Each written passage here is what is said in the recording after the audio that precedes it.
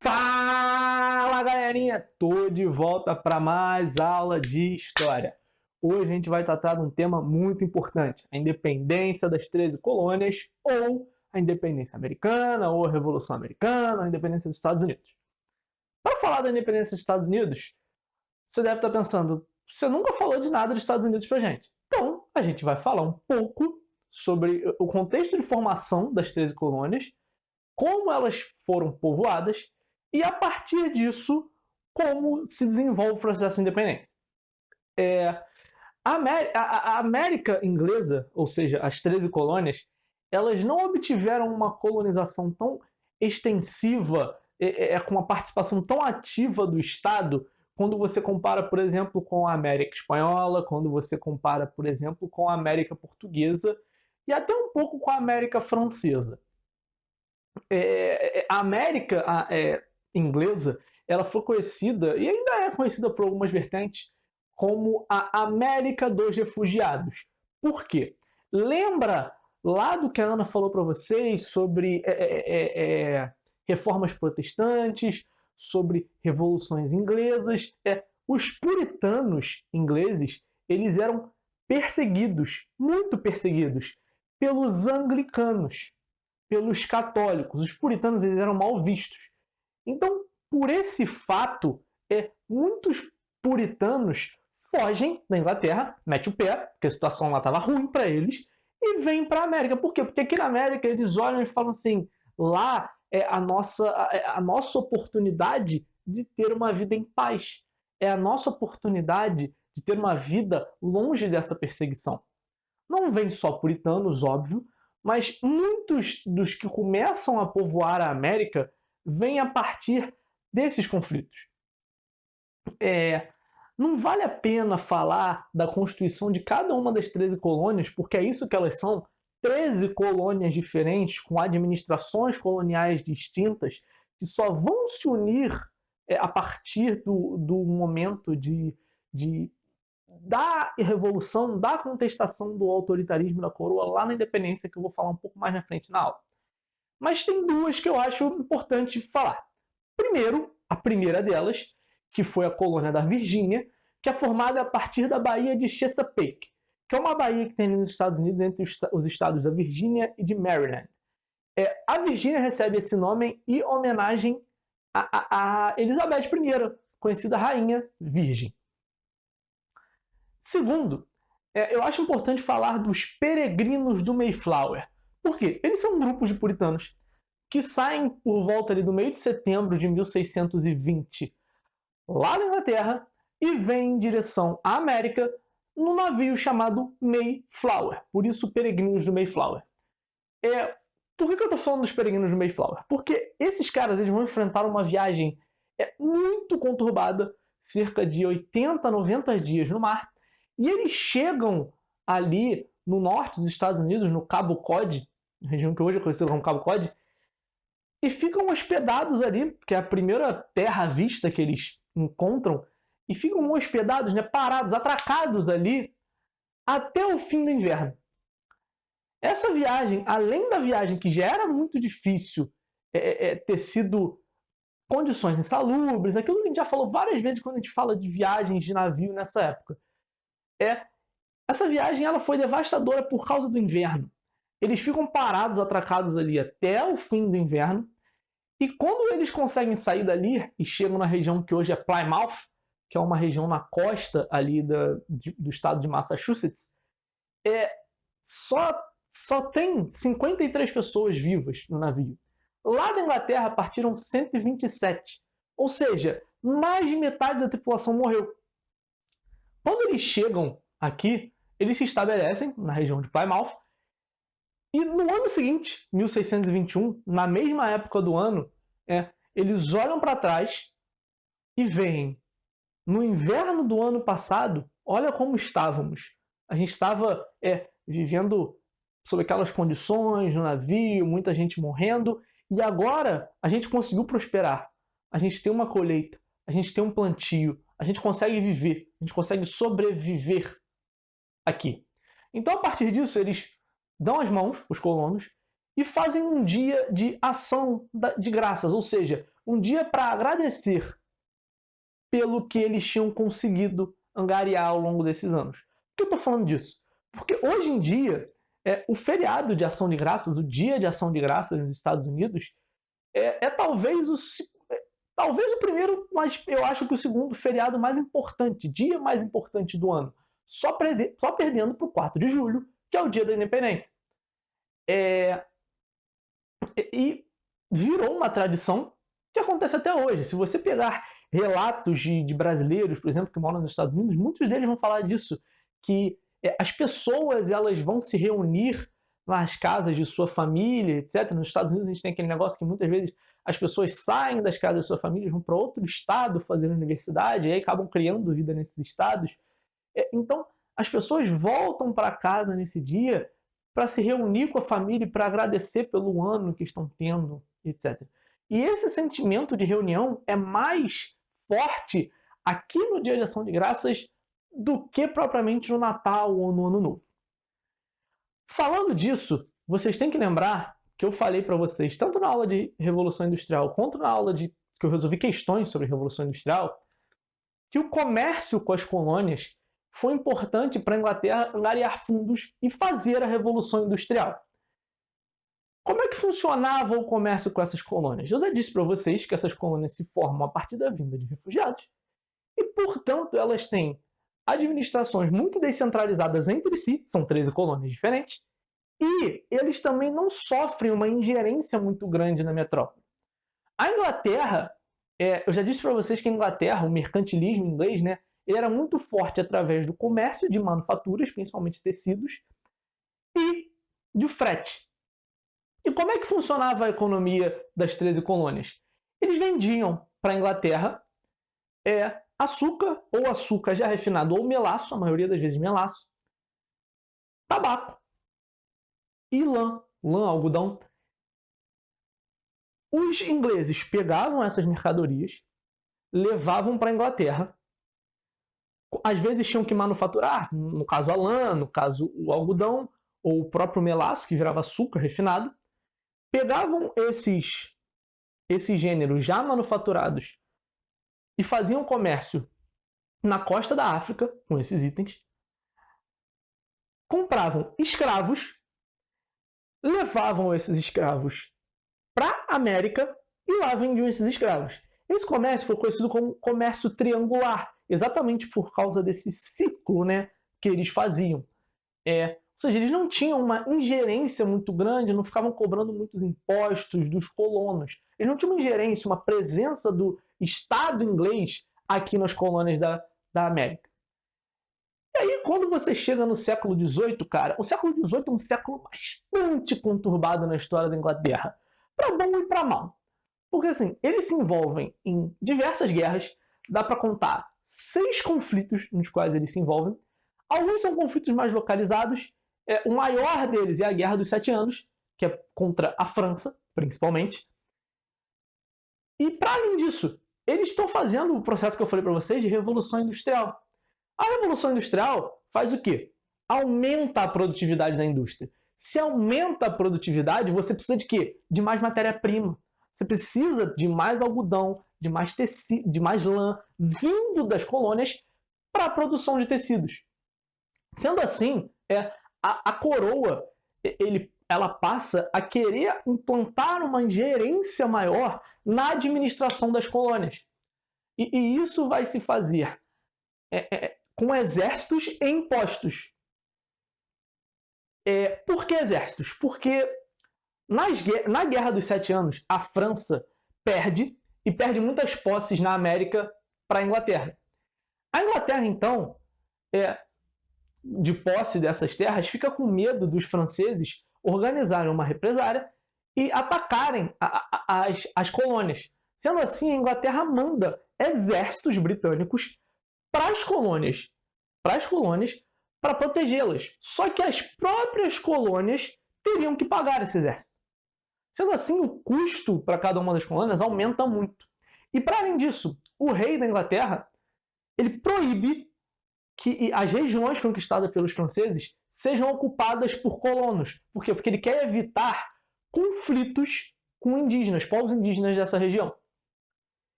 E quando eu falo principalmente de exploração de matérias-primas, eu estou falando de uma presença maior do Estado para pegar matérias-primas da colônia, comprar, só que também uma maior taxação, uma maior quantidade de impostos para suportar todos os gastos que o Estado inglês está tendo, principalmente com as guerras.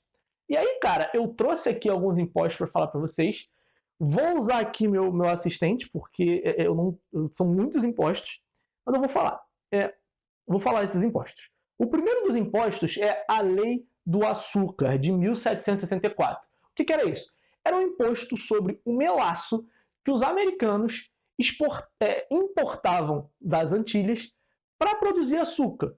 Isso faz com que o custo do açúcar nas colônias fique mais caro e faz com que o custo do açúcar que eles vendem também fique mais caro. E aí diminui a competitividade do açúcar deles no mercado europeu. A segunda dessas leis que irrita é a Lei do Selo e, no mesmo ano, a Lei do Aquartelamento, são de 1765. Essas leis falam o seguinte: a Lei do Selo é uma lei que diz que jornais, revistas, cartas, todas elas teriam que ter um selo. E esse selo só poderia ser produzido e comercializado pela coroa. Sendo assim, você pagava para a coroa para botar aquele selo no seu jornal, na sua carta, na sua revista, nos documentos oficiais. Sendo assim, isso ficava muito mais caro. Esse imposto ele foi um dos que mais rendeu discussões, ele foi suspendido até meio que rapidamente por causa de toda a indignação que isso gerou. A lei do aquartelamento, que eu falei, eles estavam mandando soldados oficiais ingleses para cá. Só que chegou um momento que não tinha lugar para alocar todas essas pessoas. Então, eles obrigavam os colonos a dar residência aos oficiais ingleses aqui dentro de suas casas. Ou seja, você recebeu um estranho, oficial inglês, na sua casa e você tinha que dar abrigo para ele. Porque isso era uma lei que estava vindo lá da Inglaterra.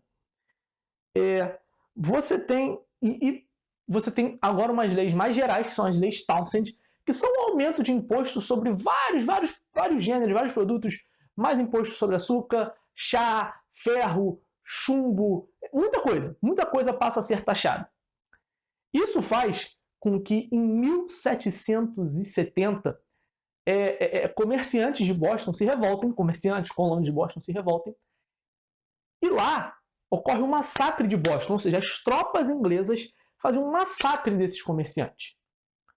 E aí pensa, cara, você vive num local onde você está acostumado a, não total, mas uma ampla liberdade de direitos. Você está acostumado com o seu governo fazendo as suas leis, só tendo que prestar contas ao seu governo. Você está acostumado com uma certa liberdade econômica para fazer comércio, etc. E essa ingerência do Estado inglês começa a tirar liberdade dos colonos americanos. Através de impostos que dificultariam para eles venderem para outras nações, através de imposição de leis. Cara, imagina você ter que pegar um cara que você não conhece, que você nunca viu na vida e botar ele dentro da sua casa. Tá entendendo? Tá entendendo o problema que isso é para a relação que se tinha, para uma relação de quase 200 anos que se tinha entre os colonos daqui e os ingleses? E mais, os colonos daqui viam essas atitudes, que você pode dizer são atitudes muito, no caso, absolutistas do Estado inglês para com suas colônias, mas você olha para o Estado inglês e você fala, vocês não são liberais? Monarquia parlamentarista? Liberdade? Por que vocês não estão fazendo com a gente o que vocês pregam? Por que vocês estão fazendo com a gente o exato contrário do que vocês pregam aí? E isso começa a gerar revoltas. Como eu disse, tem o massacre de Boston. Em 1773, ocorre a Lei do Chá, que era um imposto maior, um aumento do imposto sobre o chá. E o chá, cara, era um dos produtos mais exportados pelos americanos. Sendo assim, fica muito difícil para manter essa relação. E aí, alguns colonos americanos, alguns comerciantes americanos, se disfarçam de índios e entram no Porto de Boston. O Porto de Boston, na época, era o maior porto das 13 colônias. Entra no Porto de Boston, eles entram nos navios que estavam carregados de chá e começam a jogar esse chá para fora dos navios. Falam que eles derrubaram entre 300 e 400 caixas de chá no mar, o que fez o produto ficar inutilizado, não podia mais ser vendido. Nesse mesmo ano, em resposta a isso, os ingleses decretam o seguinte: as leis intoleráveis. Eles fecham o porto de Boston até todos os prejuízos serem ressarcidos e determinam que o autogoverno de Massachusetts, ou seja, o governo da colônia de Massachusetts, né, ele seria fiscalizado pelo inglês, por ingleses. E essa fiscalização, ela ocorre de que forma? Da forma física, né, colocando aqui exércitos. Então você restringiu o funcionamento daquele autogoverno, você ainda botou exército aqui para fiscalizar isso aqui. E aí, quando eles fazem isso, os colonos, né, os lideranças das colônias, eles começam a olhar e falam assim: cara, isso aqui está indo para um caminho que não pode. Eles estão querendo usar a gente tipo de bode expiatório. Então, os representantes de 12 das 13 colônias, só a Geórgia, que não estava presente, se encontram no que foi o primeiro Congresso Continental da Filadélfia, o Congresso da Filadélfia, em 1775. Aqui ainda não se tinha uma ideia, uma noção muito geral, assim, de independência. Queremos fazer a independência. O que eles fazem aqui é redigir uma carta, enviar essa carta para a Inglaterra, para o rei inglês, rei Jorge, ler. E essa carta dizia o seguinte: eles reagiram até com certa paciência devido a todos os acontecimentos. Eles falam o seguinte: ó, cara, a gente está aqui, a gente não está acostumado com esse tipo de coisa que você está fazendo, nunca foi assim ao longo de toda a nossa história, e pô, a gente quer que vocês revejam essa forma de relação que vocês estão estabelecendo com a gente, entre nós e vocês. O rei Jorge, ele caga na cabeça dos colonos, literalmente, e aumenta a presença inglesa aqui ó, na América. E o que acontece a partir disso? Há diversos conflitos, e em 1776, portanto um ano depois, eles voltam a se reunir, e aqui eles já redigem a declaração de independência e decretam a independência das 13 colônias de forma unificada, agora como Estados Unidos da América, frente aos ingleses, no dia 4 de julho de 1776. Essa independência, óbvio, inicia um conflito entre colonos e ingleses.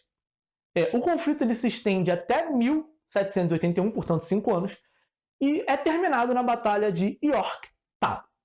2 anos depois, em 1783, a Inglaterra reconhece a independência dos Estados Unidos da América no Tratado de Paris. Coisas que são relevantes de se falar. As 13 colônias, apesar de se reunir sobre uma mesma instituição, né, os Estados Unidos, por elas terem todo esse histórico de relativa independência entre uma e outra, eles se estabelecem um modelo federativo, que é o seguinte: a gente tem um poder central, só que cada colônia, que agora virou estado, cada estado da federação tem autonomia para tomar suas próprias decisões. A Constituição Americana, que é uma desde 1776 até hoje, ela tem alguns poucos artigos, eu acho que não passam de 20, se passar, não era originalmente 20, foram adicionados, que versam mais sobre o funcionalismo do Estado, regras gerais do Estado com o poder central e etc. E, além da Constituição, eles fazem um documento, redigido por Thomas Jefferson, que é a Declaração de Independência. Nessa Declaração de Independência, eu peguei aqui meu assistente de novo, porque tem uma frase que resume bem o sentimento dos americanos em reação ou em relação com aquela relação que eles estavam vivendo com os ingleses. A frase é: Considerando estas verdades como autoevidentes, que todos os homens são criados iguais, dotados pelo Criador de certos direitos inalienáveis, que são estes: a vida, a liberdade e a busca pela felicidade. O que isso quer dizer? Se você lê a carta inteira, né, a Declaração de Independência inteira, você vai perceber que esse direito à vida, à liberdade e à busca da felicidade são direitos que eles estão vendo serem negados pelo governo central inglês com os atos, com as atitudes autoritaristas e absolutistas, a gente pode dizer assim, aqui na América. Sendo assim, eles fazem uma independência muito óbvio, influenciada pelo movimento iluminista, que versa, né, a Constituição, a Declaração, versa aspectos sobre liberdade, livre comércio, igualdade entre os cidadãos. Com o tempo a gente vai ver que não é assim, porque tem toda a questão racial nos Estados Unidos que escancara o problema da igualdade e da própria liberdade. Mas aqui você vê os motivos claramente. Se você ler a Declaração de Independência completa, você vê claramente os motivos que levam eles a fazerem uma independência frente aos Estados Unidos. Frente aos Estados Unidos, frente à Inglaterra, se tornando Estados Unidos. Outro ponto que eu acho interessante falar também é que nos Estados Unidos existe um debate muito grande, aqui no Brasil também, sobre porte de armas. E a Constituição americana, formada aqui a partir da independência, um dos mecanismos dela tinha que ajudar a criar um exército para entrar na guerra contra os ingleses aqui, a guerra de independência. Sendo assim, a própria Constituição versa sobre o direito dos cidadãos à posse de armas. Eu não sei exatamente qual artigo, eu só acho interessante falar isso para vocês, até para estimular vocês a procurarem, porque é algo que entra em si no debate, sabe? E na própria situação que a gente está vivendo, né, a situação de pandemia do coronavírus, que alguns estados têm lockdown decretado, alguns estados americanos têm quarentena decretada, muitos americanos estão protestando, indo para a rua protestar pelo fim do lockdown, pelo fim da quarentena. E assim, muitos têm argumentos um pouco inconsistentes no que diz respeito à doença, no que diz respeito a gente tem que focar na economia, parecidos com argumentos que o nosso presidente aqui usa. Mas muitos americanos eles falam o seguinte, essas atitudes elas são uma afronta, um ataque às nossas liberdades individuais, nunca antes vistas na sociedade americana.